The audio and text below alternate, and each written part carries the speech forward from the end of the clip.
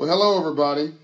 It's John O'Brien. This is a pop call coming to you live from London, England.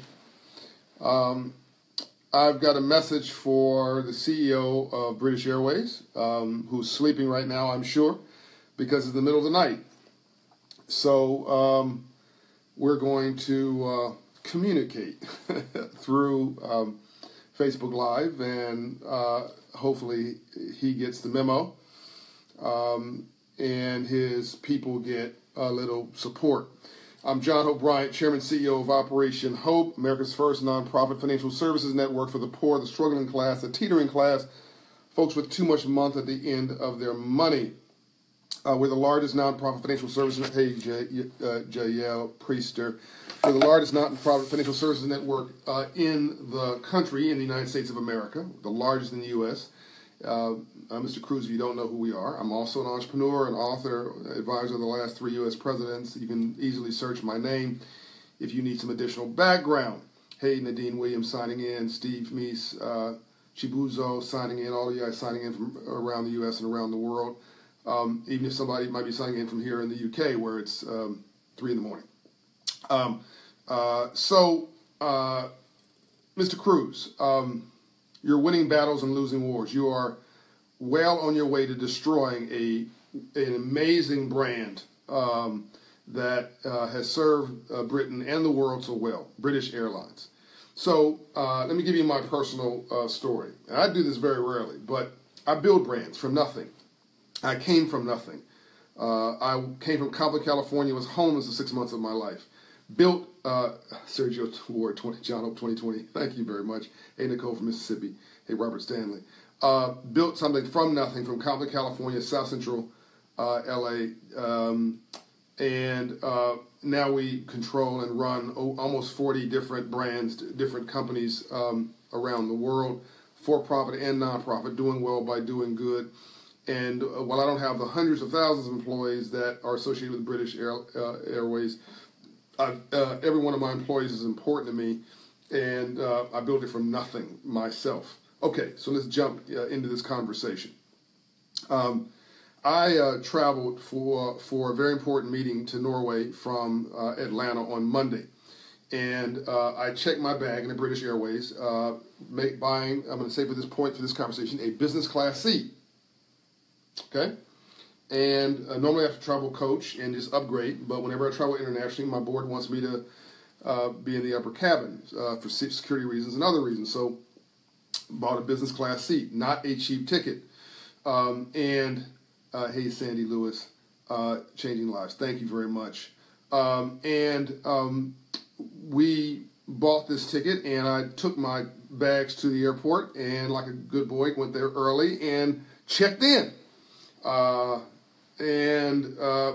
My bag went off on the belt as it should, and I took my time because I got there early, unlike me, to go to the gate. Get to London, and I'm told my bag's checked all the way through. Hey Kasim Jones, and go from London on a 5-hour layover all the way to Norway. Get to Norway, there's no bag. Now, this is where it gets interesting. Now, I'm there visiting, and I'm going to say this for the purpose of effect here, not to impress anybody, but to underscore how ridiculous this is. I'm there visiting the royal family of Norway for something called Global Dignity. Now, I need to make sure this doesn't come off as undignified, because I'm associated with Global Dignity as a co-founder. But I think dignity has to be offered before it can be returned, and this was very undignified of what happened to me when I arrived in Norway. So the driver for the royal family is waiting there for me in Norway, but I've got to delay him an hour and a half because there's no bag. Okay, that happens, all right? It happens. It happens all the time. People watching this video say all the time, I didn't get my bag, all right? That is a standard of life, fine. There's no record of my bag. So you guys had a power outage 2 days before I got on this flight that affected 75,000 people. Unfortunately, my staff didn't catch this, otherwise we would have booked on another airline. Your people should have advised, frankly, that we hey, Cameron Cooper, that we booked on another airline until you resolve this. But no, you wanted my money. Now, the guy who dropped me off at the airport at this hotel this morning, the man living from paycheck to paycheck in the taxi, he wanted my money too. And he was, yes, nicer to me when he asked for a tip, and I gave him more tip than he asked for. He was nicer to me than he normally would be, I suspect. But he certainly got more jovial and more customer service oriented. But I sort of understood that because this guy is struggling. He's just trying to make his bills, trying to feed his family as an immigrant here in the UK. So I sort of understood the trade-off there. What I don't understand is when we give an airline like yours really big money, and the airline is sort of indifferent to suffering. Now, it wasn't just my inconvenience. You inconvenienced everybody associated with me on this trip, and then had the audacity to take my money in the midst of a global IT crisis for your airline, and you can't find my bag. My bag is not in your system. Okay, it gets worse. I stick around the hotel so late. I miss dinner. I miss my appointments back in Oslo, Norway. Finally get to the hotel, and I'm sure the bag's going to show up that night. Somebody's going to call me. You're going to deliver the bag. No one calls me. No one delivers the bag. I'm sure the next morning, JL Priester, wow, struggles. And by the way, JL, and I've not gotten your bracelets yet, but I'm wearing one that you sold me. I'm wearing that one here, just so you know. This is one of our Whole Business in a Box awardee, I believe, JL Priester. Please confirm that's who you are. So the next day, did I get a call from the airline? Nope. my office is calling. The Crown Princess office is calling. The Royal Family's assistant is calling. You'd think that somebody would get the memo. No. So I explained that why everybody is important. Everybody's important in this world. That I actually have to... No, I haven't got my bags, Nina. This is sort of the point. And this was Monday, so this is now a week. That I had to speak at an official event, at a speaking event with a lot of officials present, and it would be nice if I had a suit. So I was sort of representing myself well. So you think they get the memo? No. I'm not part of the program. My dad is a teacher, but I still feel like I was. J.L. Priester. Thank you very much. Okay, so nothing. Monday night, Tuesday, Wednesday, Thursday, Friday, today, nothing. We called, we wrote, we sent emails, we sent flares, right? Yes, your people were responsive when we responded, but you're destroying this brand. Because when you said, and I say this respectfully, sir, when you finally did make a statement, you blamed it on an IT crisis. You blamed it on a power outage. Well, there's no record of power outages here in England. No one else's power went out but yours, but yet there's 700 IT jobs that actually I know were, as part of your restructuring, sent to India. Now, I'm not telling you how to run your business, but that seems like an odd quagmire that there's a power outage or there's an IT problem at the same time the British Airlines exporting jobs. So that's a separate issue, actually. That's just how you manage your business is how you manage your business. That's not why I'm doing this video. I think you're winning battles and losing wars. You blame this on a power outage. You blame this on a crisis. Terrible customer service, Martin Bell. Exactly. But you never said, hey, the buck stops with me. You never said, I'm being paid a crap load of money. I've got shares. I've got stock. I'm getting bonuses. The buck stops with me, and because it stops with me, I'm not just going to take praise when things go well. I'm going to take responsibility when things are screwed up, and I am responsible for this screw up. And here's a special number to call if you are in trouble. One of my executives will make sure that you are handled. No, you did not do that. Let me tell you who did do that. Ed Bastian, R.J. Henry, customers, no service, exactly. Ed Bastian, you need to go take a memo from Ed Bastian. It was a friend of mine. He's a CEO and chairman, or he's the CEO of Delta Airlines, who had a problem at Laura Smith, responsibility, exactly, who had a big problem several weeks ago, similar issue, but Ed Bastian stood up and said, the buck stops here. We screwed up. As a result of that, I screwed up. He said, listen to me now, I'm sorry. That's what he said. And here's what we're going to do to compensate everybody who's been mishandled and who's been maligned and who's missed engagements and who's missed anniversaries and who's missed graduations and who's missed special events in your life. We're going to compensate you in the following ways. I know this won't do it all, but at least you know I'm personally appreciative of your business, and we're sorry. And here's a special email if you want to communicate. And I know for a fact that he read some of those emails, but the most important thing is he took responsibility and did not mince words. Now, Delta was thrashed for that, but they were able to recover their brand and gain more respect from their customers because of the way in which they decided to step up and step into the crisis. So far, so you have failed to do that. And now, worse, it seems that your people are getting blamed for what is really your leadership responsibility. And so people like me are forced to talk to people who have no optionality and have no information to help me. And luckily, I know enough to not get frustrated with them. You should know they're frustrated with you, and you should know they're frustrated with senior management. Let me tell you how you should have handled this. When you guys, and by the way, I still don't have my bags. They still don't know where my bag is. It was a new bag with things I needed in it. It wasn't. I didn't pack a bag because I had nothing else to do, right? And I rented this hotel room because I've got you guys screwed up again on my return flight. I'll get to that in a minute. But I rented this hotel room next to the airport just so I could do this video for you before I take an hour nap and get up to get on the plane to go back to Atlanta for my mentor, Ambassador Andrew Young's fundraiser this evening and ceremony, because I wouldn't miss everything in the world. But your airline actually helped me show up looking red-eyed, but I'll get to that in a moment. Okay, here's how you should have handled it. Your people should have been all over this like a cheap suit. Your folks should have issued a claims report and said, Mr. Bryant, you need to fill this claim out immediately. And is there anything you need, by the way? Do you need a hotel room? Never asked for that. Do you need a car? Never asked for that. Do you need do you need for us to buy you some toiletries? Never asked for that. Do you need us to buy you a suit for this event you're going to? Never asked for that. Never offered anything. Okay. Here's the second thing you should have done. Try to find my bag.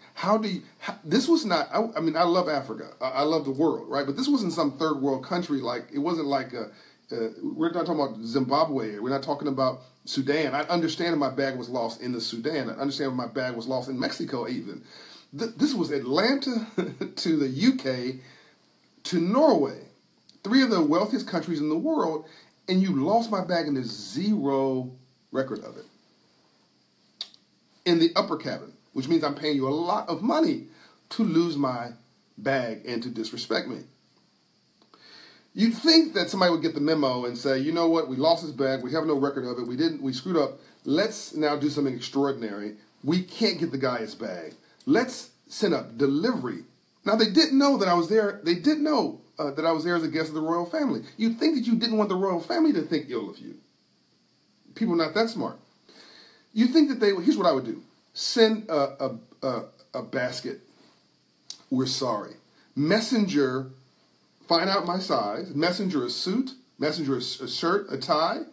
Give me some comments here. Let me know what you think about this, by the way. Messenger a suit and tie. Messenger a certificate maybe to go shopping at one of the local stores in Norway so I can get properly dressed. With a nice little arrangement of goodies for me to restore myself with because I'm drained from this trip.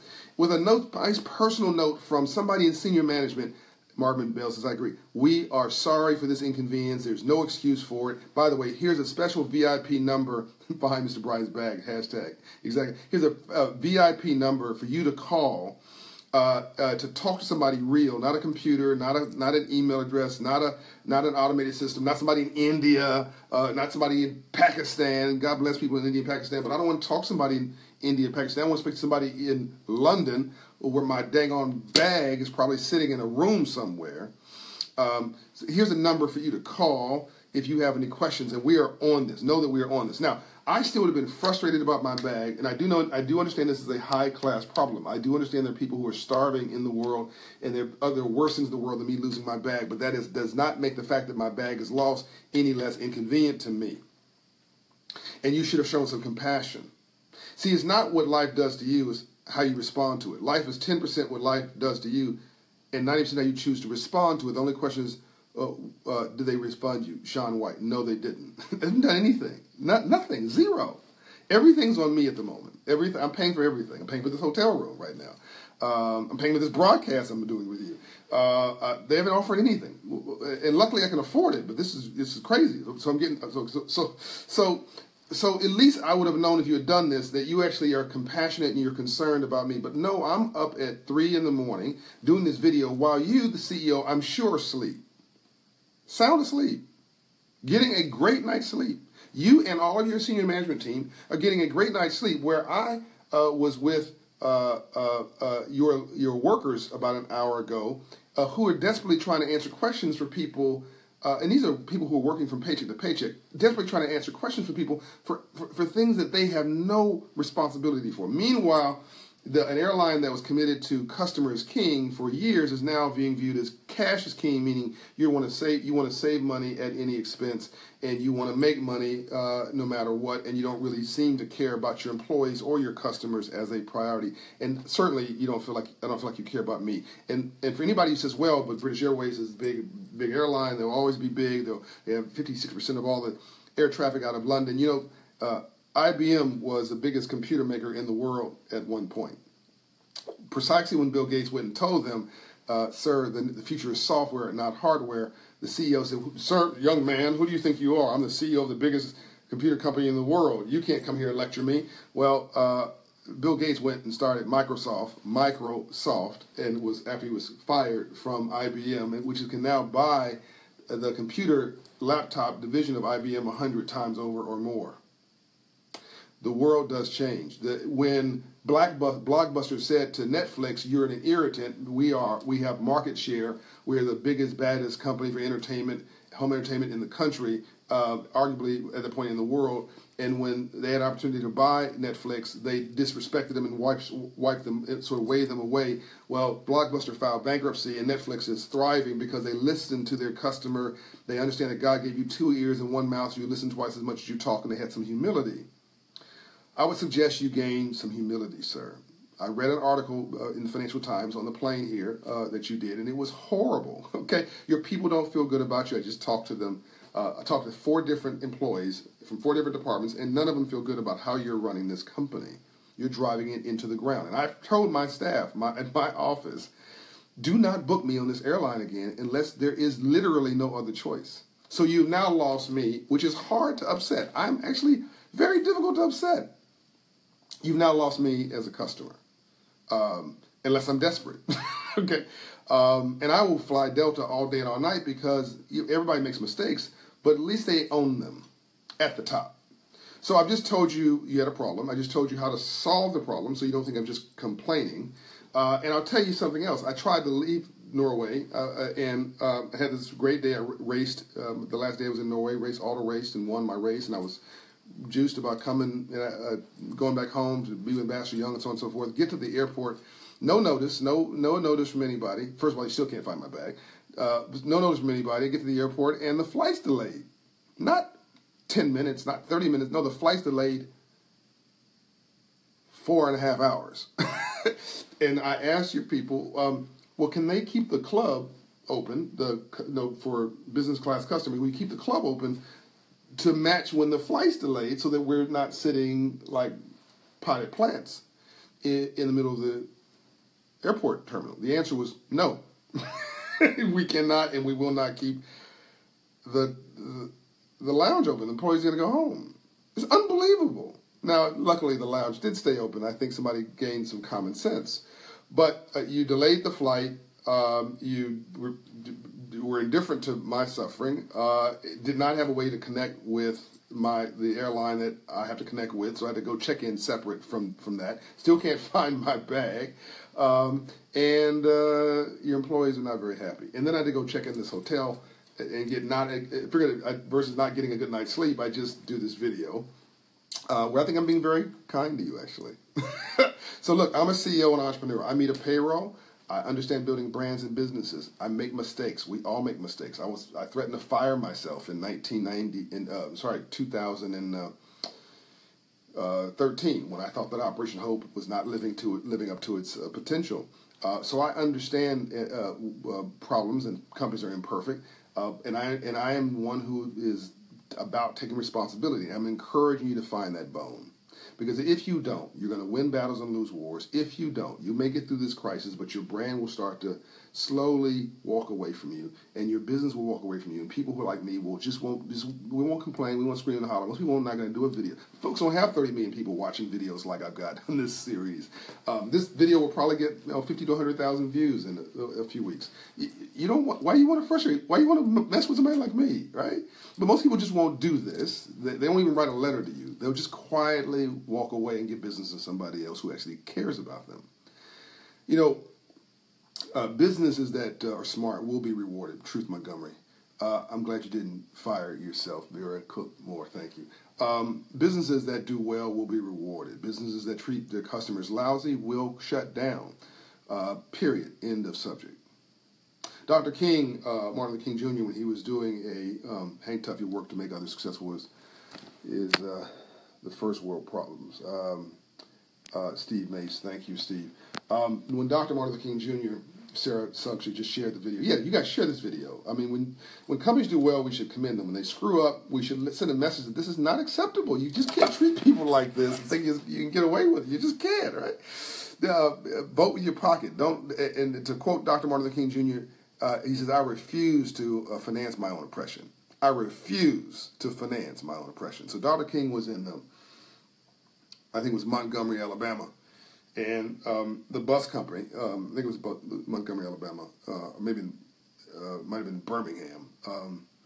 And they refused to get on the bus because of the driver, the company, a private company, required them to go to the back of the bus, even though their currency was green, just like the whites going in the front of the bus.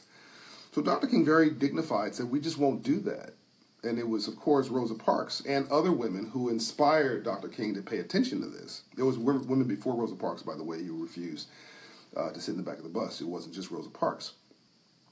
And so they created, very quietly, they said, "Look, you're treating me like I'm black, and you're treating this other person like they're white according to your social norms, but my currency is green, as in the color of U.S. currency. Here's a takeaway. Always put yourself in a position where only you can fire yourself." Eric Sims, exactly. So the currency is green. So why are you forcing me to go to the back of the bus, this other person, same color currency, to the front of the bus? This makes no sense. So they simply said, "We won't ride the bus at all." They created their own temporary bus service, taxi service, with people with their own cars. It was like Uber of the 1957, okay? And they would drive each other around. I really am frustrated. I can't not thinking about whether this is Birmingham or Alabama or Montgomery. Somebody will tell me in the comments. The point is that the bus company was bankrupt in 9 months. That's the point. Now, did Dr. King intend to bankrupt the bus company? No, he did not. Was he angry at the bus company? No, he was not. He just simply thought that this was not dignified. It wasn't honorable. You can't treat people like this. And he just simply said, we can take our money elsewhere. What they didn't realize in those southern towns is that hello, Drummond, back at you, most people in these southern towns were black consumers. And when they pulled back their money, it destroyed businesses. And when they leaned forward, it was Colvin before Rosa Parks, Sherelle Nesmith. You're right, Sherelle. That when they leaned into businesses that were supportive, those businesses thrived. And what got integrated in the South, hey, Ivory Lee Young, I just talked to you, traveling, still serving God, bless you. Thank you, brother. I just spoke to that councilman. So what happened in the South was Andrew Young would go negotiate with business leaders after the marches that Dr. King would do to shut down the economy. And the business leaders are the ones at what J.C. Penney's, Woolworths, the soda shops, the bus companies, all these businesses whose economics were hurting because of these repressive policies.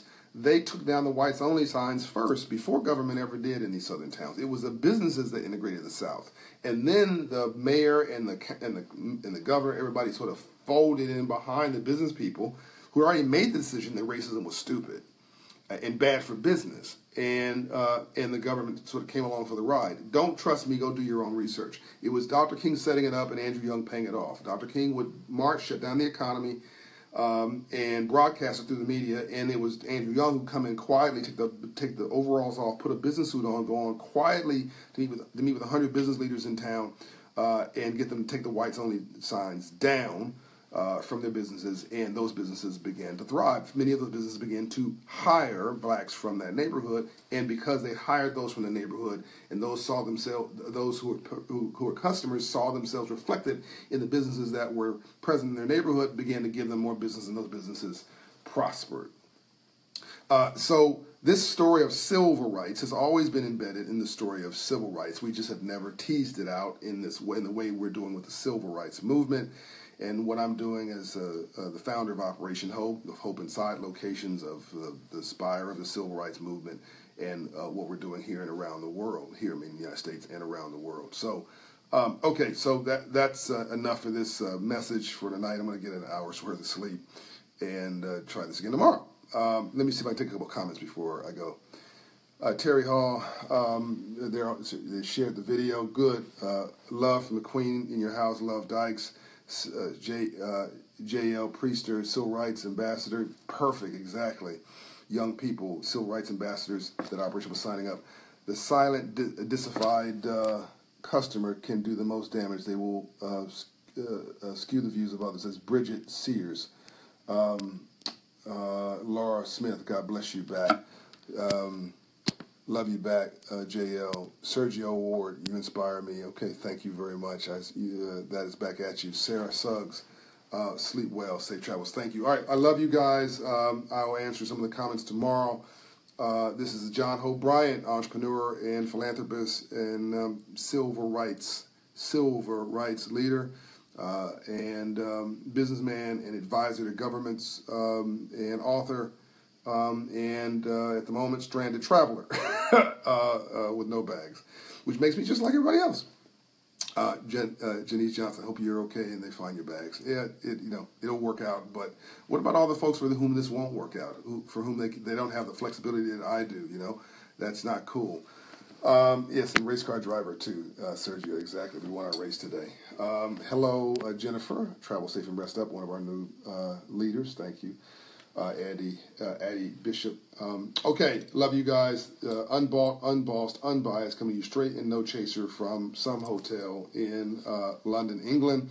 Luckily for me, I got off the plane on the way over here, went to downtown London and bought some jeans, which I love these jeans, the only I can find in a Harrods store in England, in the world.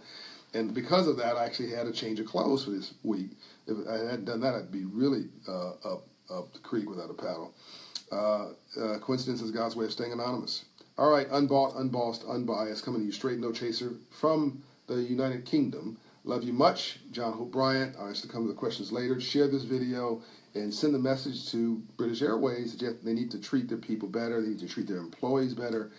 They need to take responsibility from the top, and they should have called me and apologized and tried to make it right, which they didn't. Sad. Love you much. I'm out.